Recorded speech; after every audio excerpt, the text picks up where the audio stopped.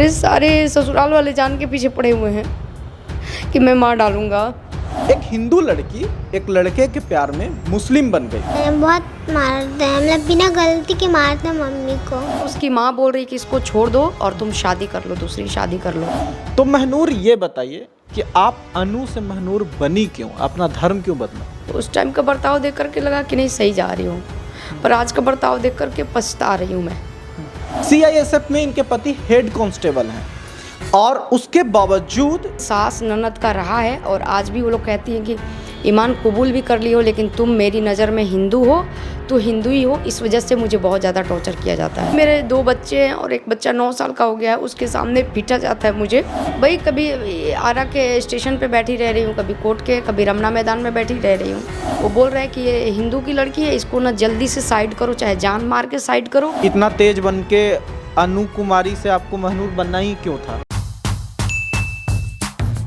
बिहार में एक कहावत है, जातों से गए भातों से गए, और प्यार का हाल भी कुछ ऐसा ही है। लोग सब कुछ कर गुजरने के बाद भी एक दूसरे के बाद में नहीं हो पाते, लड़ाई झगड़ा शुरू होता है और फिर उसका पूरी तरह से समाज में लोगों के सामने तमाशा बनता है। कुछ ऐसा ही हाल हमारे सामने जो मोहतरमा बैठी हैं इनका है। इनका नाम महनूर आलम है, लेकिन हमेशा से महनूर आलम नहीं था। इनका नाम अब से 7-8 साल 10 साल पहले अनु हुआ करता था। ये एक हिंदू परिवार से आती हैं। एक हिंदू लड़की एक लड़के के प्यार में मुस्लिम बन गई और मुस्लिम बनने के बाद इनके साथ जो कुछ भी हुआ ना, वो आपको सुननी चाहिए। और ये जो कुछ के लिए भुगत रही है, भटक रही है, प्रशासन से न्याय मांग रही है, वो लोगों के सामने आना बहुत ज़रूरी है। तो महनूर आलम है हमारे साथ और ये आरा के रहने वाली हैं। इनके पति, जिनसे 2 बच्चा है, सीआईएसएफ में इनके पति हेड कांस्टेबल हैं और उसके बावजूद इन्हें सरकारी क्वार्टर में पीटा गया। इसके बावजूद इनकी सास हमेशा ताना देती है कि तुम हिंदू हो, मुस्लिम बनने से कुछ नहीं होने वाला, और सब कुछ फला फला टॉर्चर हो रहा है। देखिए हमारे सामने ये पेपर है, जहाँ पे ये क्या चीज़ का पेपर है, उर्दू में लिखा हुआ है जी, ये रजिस्टर मैरिज कराया गया है। अच्छा, तो ये रजिस्टर मैरिज है। हम आपको बस कुछ कुछ चीज़ें दिखा रहे हैं। ये मैरिज सर्टिफिकेट है इनका, और ये है कन्वर्जन, जिसमें अनु, तब की अनु 14 में अनु से महनूर आलम बनती है। इसका नोटरी रजिस्ट्रार है ये, और यहाँ पे ये शपथ पत्र है इनका। तो ये भी आपको सामने रख रहे हैं कि ये इनके साथ ये हुआ। तो सबसे पहले तो आपको घबराना नहीं है, आप बहुत परेशान हैं। ये बहुत दिनों से हमें संपर्क कर रही थी सच बिहार को। फाइनली हम इनसे आज मुलाकात कर पाए हैं और इनसे बात कर रहे हैं। आपके साथ क्या क्या हो रहा है? आपको महनूर बोले या अनु बोले, क्या बोले? आप अनु महनूर आलम बोल सकते हैं। अनु महनूर आलम नहीं, अभी जब आपका नाम महनूर है तो महनूरी में बोल लेता हूँ। तो महनूर ये बताइए कि आप अनु से महनूर बनी क्यों, अपना धर्म क्यों बदला? एक्चुअल में 2010 में हॉस्पिटल में मेरी दादी का पैर टूटा हुआ था और मेरे हस्बैंड के फादर का पैर टूटा हुआ था। तब मैं 14 साल की थी। तो वहाँ पे डॉक्टर्स वगैरह तारीफ़ करते थे कि बच्चा के साथ ना फादर है ना भाई बहन है, अकेले, मतलब हौसला अफजाई कहने का मतलब वो लोग कर रहे थे। तो इस बीच में मेरे हस्बैंड की नज़र मेरे ऊपर पड़ी। आपके हस्बैंड का नाम क्या है? मेरे हस्बैंड का नाम है मंजूर आलम। मंजूर आलम है। उनके फादर का नाम है डॉक्टर सैयद हुसैन। कुल्हड़िया भदवर के रहने वाले हैं वो लोग। मैं भी आरा ही की हूँ। अच्छा, इनकी प्रेम कहानी की शुरुआत हॉस्पिटल से हुई है। उनके भी पिता का पैर फ्रैक्चर था, इनकी दादी का ना। जी। तो उस दौरान इनकी मुलाकात होती है और मंजूर को अनु से प्रेम हो जाता है। दोनों की बातचीत होनी शुरू होती है। 4 साल तक रिलेशनशिप चलता है और उसके बाद आप लोग शादी कर लेते हैं। जी, 2014 में शादी होती है, लेकिन शर्त यही था कि मतलब ईमान कबूल करना पड़ेगा ये शादी के लिए। फिर शर्त ये था कि आपको अपना कन्वर्जन करना पड़ेगा। हाँ, तो मैंने ठीक है मोहब्बत किया था और मैंने कर लिया, सब कुछ कर लिया शादी वादी के लिए।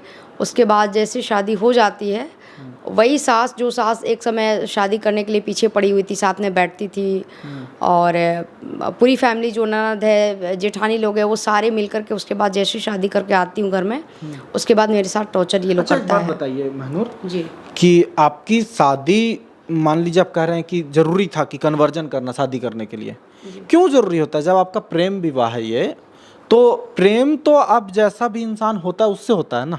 जरूरी थोड़ी होता है कि हम उसमें अपना धर्म बदल लें, अपनी आदतें बदल लें, अपना खान पान बदल लें, ये तो जरूरी नहीं होता। नहीं, ज़रूरी नहीं होता है, लेकिन एक मुस्लिम रीति रिवाज के तहत ये होता है कि आप जो हैं उसको आप स्टडी करिए। तो फिर मैं स्टडी में जारी रखी हुई थी कुरान शरीफ का, तो स्टडी में था, समानता का भी था, तो कुछ कुछ चीज़ें मुझे कुरान में अच्छी लगी हैं, ऐसा नहीं बोलूँगी कि ज़बरदस्त। कंप्लीट दबाव भी नहीं नहीं, कंप्लीट दबाव भी नहीं था, लेकिन कुछ कुछ चीज़ें मुझे अच्छी लगी हैं, जिसकी वजह से मैंने बोला कि शायद कुरान अच्छा है तो ये लड़का अच्छा होगा। क्योंकि ना आगे बात करें इससे पहले हमको ये बताने, इसलिए पूछ रहा हूँ, कंफर्म कर रहा हूँ ना कि कई लोग हैं इसको तुरंत लव जिहाद का एंगल देंगे। नहीं, ठीक नहीं, है? लव जिहाद तो ऐसा कुछ नहीं था। ऐसा कुछ नहीं था लव जिहाद का, क्योंकि अभी जो एक दो टीचर लोग हैं, चाहे एक दो सपोर्ट करने वाले हैं, वो मेरे को महनूर आलम से सपोर्ट नहीं कर रहे हैं, बल्कि अनु के नाम से सपोर्ट कर रहे हैं। तो इस वजह से इसको हम लव जिहाद का एंगल नहीं दे सकते हैं। मतलब इसमें दबाव बहुत ज़्यादा नहीं था, आपकी भी मर्जी थी। हाँ, मैंने स्टडी जारी कर दिया जैसे ही हस्बैंड से मुलाकात हुई। तो क्योंकि पहले से था कि मुसलमान अच्छा नहीं होता है, तो मेरे भी जहन में था ये चीज़ कि मुसलमान अच्छा नहीं होता है, लेकिन धीरे धीरे धीरे धीरे ऐसा लगा कि लड़का शरीफ है, जैसा कि मुझे दिखाया गया। उसका असली वाला रूप तो नहीं दिखाया गया था उस टाइम, तो जो रूप मैंने देखा स्टार्टिंग में लगा कि लड़का सही है। 4 साल तक आप अच्छा दिख ही नहीं पाई उसमें कि मतलब बुरा उसमें हाँ ना, उसमें बुराई क्या है, या मेरे को जो अभी जो वो कर रहा है वो काश पहले किया होता तो वो भी मतलब। अच्छा, आप दोनों का एज गैप है 8-10 साल का। जी, तो अच्छा। आपको ये कैसे लगा कि एज गैप 8-10 साल करनी चाहिए शादी? और अब मेरे को अपने से समझदार एक लड़की। समझदार लोग पसंद थे। हाँ, समझदार थे, तो ऐसा उसकी लगा। समझदारी आपको अच्छी लगी? हाँ, क्योंकि किसी को ना देखना, मतलब कुल मिला के ये कह लीजिए कि मैं भी एक जिम्मेदार लड़की थी, तो मुझे भी ऐसा लगता था कि लड़का समझदार होना चाहिए। कहीं ऐसा तो नहीं है कि आप तो स्वेच्छा से की ये सब कुछ, लेकिन उसका ध्यान आप पे इसलिए था कि इस लड़की से शादी करेंगे, इसका धर्म परिवर्तन कराएंगे और फिर इससे मतलब जो भी, ऐसा तो नहीं लगता आपको कि लगता है? इसके बारे में मैं कुछ नहीं कह सकती हूँ, क्योंकि इस तरफ से दबाव तो हस्बैंड का नहीं रहा है मेरे को प्रोवोक करने का, लेकिन सास ननद का रहा है। और आज भी वो लोग कहती हैं कि ईमान कबूल भी कर लियो, लेकिन तुम मेरी नज़र में हिंदू हो तो हिंदू ही हो। इस वजह से मुझे बहुत ज़्यादा टॉर्चर किया जाता है, और आज भी टॉर्चर किया जाता है। तो इसीलिए मैं स्टार्ट किया था कि प्यार में लोग न जात के रहते हैं न भात रहता है, दोनों चीज़ चला जाता है। तो कहावत इनके साथ सही है। और अपने परिवार के अगेंस्ट जाकर आप शादी की थी? जी, मेरी माँ को जानकारी थी, क्योंकि जानकारी थी लेकिन साथ नहीं था। हाँ, साथ मेरी माँ मेरे साथ नहीं थी, लेकिन वो घर से निकालने जैसा कुछ ये करने लगी कि नहीं, मुझे वो लड़का लोग ठीक नहीं लगा। उसकी माँ भी ऐसा लग रहा था तुम्हारे ऊपर नज़र बनाई हुई है, तो इस वजह से भी ठीक नहीं था। तो आपको घर से निकाल दिया गया था? हाँ, मेरी माँ गुस्से में घर से बोली कि अब निकल जाओ, नहीं तो मैं जहर दे के तुम्हें मार डालूंगी। मेरी माँ का ये था। तो फिर मैं रोते हुए अपने हस्बैंड को कि भैया तुम्हारी वजह से मेरा जान जा रहा है करके ऐसे मैंने हस्बैंड को कॉल लगाया। तो फिर हस्बैंड उस टाइम अपने कमांडेंट को बोला कि मेरे वजह से इस लड़की का जान चला जाएगा, जबकि इस लड़की का कोई गलती नहीं है। तो फिर कमांडेंट साहब उधर से वो छुट्टी देते हैं, बोले कि कुछ करना नहीं। तो वो आया, और जान बचाने के लिहाज से कह लीजिए कि क्या, फिर मेरे को शादी का तुरंत ये लेना पड़ा, डिसीज़न लेना पड़ा मुझे। अब खुशी से लेना पड़ा या मजबूरी में लेना पड़ा, पर लेना पड़ा मुझे, और फिर मैं शादी कर ली। आज अफसोस हो रहा है इस बात पे कि लग रहा है कि ठीक ही डिसीजन था? उस लड़के से आज का बर्ताव देख करके, उस टाइम का बर्ताव देख करके लगा कि नहीं सही जा रही हूँ, पर आज का बर्ताव देख करके पछता रही हूँ मैं। पछता रही? इसलिए कि मेरे 2 बच्चे हैं और एक बच्चा 9 साल का हो गया है, उसके सामने पीटा जाता है मुझे, और छोड़ करके पटना जंक्शन से भी छोड़ के भागा गया मुझे।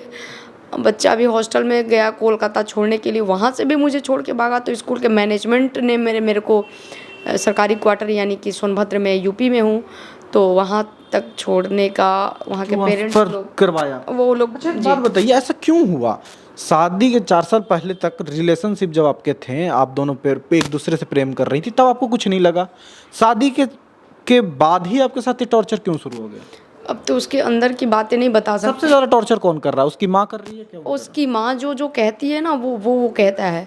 और उसकी माँ, बहनें, भाभी लोग हैं, वो लोग बात करती हैं, भाई लोग हैं, तो वो लोग बात करती है। उसके बाद से मेरे को पूरा टॉर्चर करता है, उसके बाद मारपीट करता है, सिर वगैरह भी फाड़ दिया उसने, पीठ पे भी बहुत गहरे जख्म है। सरकारी क्वार्टर में थी तो ताला भी तोड़ के बचाने की जान कोशिश की, कुंडी भी तोड़ा गया, मारा पीटा गया, और सारी चीज़ें बच्चों के सामने की गई है। जी, पता है हम लोग स्टेशन पटना जंक्शन पे बैठे रह जाते हैं, रोते रह जाते हैं, और फिर वो निकल जाता, फिर पीछे मुड़ के देखता भी नहीं है। आपकी कोई हेल्प नहीं कर रहा है, यहाँ तक कि केस दर्ज भी नहीं हो रहा? नहीं, केस दर्ज भी नहीं हुआ है।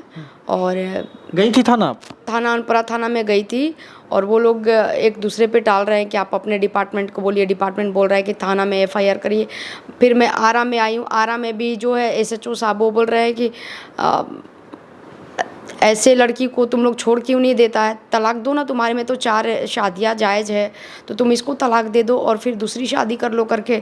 लड़का को बोला ये लड़का को बोला गया। आनंद साहब है वहाँ के एसएचओ साहब, उन्होंने बोला है कि तलाक दो, तुम्हारे में तो 4 शादी होती है, फिर एक के पीछे तुम क्यों पड़ा है। देखिए सम्राट चौधरी जी, आपका पुलिस प्रशासन ऐसे व्यवहार करता है। जब थाना लोग पहुंचता है तो कार्रवाई न करने के बजाय इसके पति को प्रवोक किया जा रहा है। जी, तो मेरा केस दर्ज नहीं हुआ। एक बुजुर्ग पुलिस वाले थे अंकल, वो बोले कि आज की डेट की लड़की है, तुम इधर छोड़ के भाग रहा हो, उधर छोड़ के भाग जा रहा था। शक होना जायज़ है कि तुम छोड़ के आखिर जा कहाँ रहा है, क्योंकि तुम्हारे भरोसे आई है, तुम इसको वादा करके लाए। शक है आपको? कुछ शक है उस पर? शक ये है कि उसकी माँ बोल रही कि इसको छोड़ दो और तुम शादी कर लो, दूसरी शादी कर लो, और इसकी वजह से ये किया जा रहा है मेरे साथ। तो आप क्या करेंगी महनूरा, आप करेंगी क्या? आप घर में जा नहीं सकती, हाँ, आपका पति रख नहीं रहा है, आप कमाती हैं नहीं, तो फिर क्या करेंगी? अभी मुझे कुछ नहीं समझ में आ रहा कि मुझे करना क्या चाहिए, क्योंकि अभी 2 बच्चे का भविष्य है। मैं अपना तो कुछ नहीं, लेकिन बच्चों की वजह से सोच रही थी कि मेरा घर बस जाए। मैं ऐसा करके सब जगह मैं कोशिश की हूँ, लेकिन वो बोला कि मेरे को पुलिस से भी डर नहीं है, पुलिस को मैं पैसा दे दूँगा, मैं छूट जाऊँगा, कमांडेंट साहब भी मेरा कुछ नहीं करेंगे। तो सारे मिल कर के, मैं अनपरा से लेकर के, मैं आरा के थाने से लेकर के, महिला थाने से लेकर हर एक जगह मैं गई हूँ, आरा के कोर्ट में भी गई हूँ, लेकिन पैसा ना होने के चलते कहीं भी मेरी कोई सुनवाई नहीं की जा रही है, कहीं कुछ भी नहीं हो रहा है सर। और सरकारी क्वार्टर में मारा है, पीटा है, फिर बोल रहा है कि हाँ मैं यहाँ पे रखूँगा तो मैं मारूँगा, जान मारूँगा।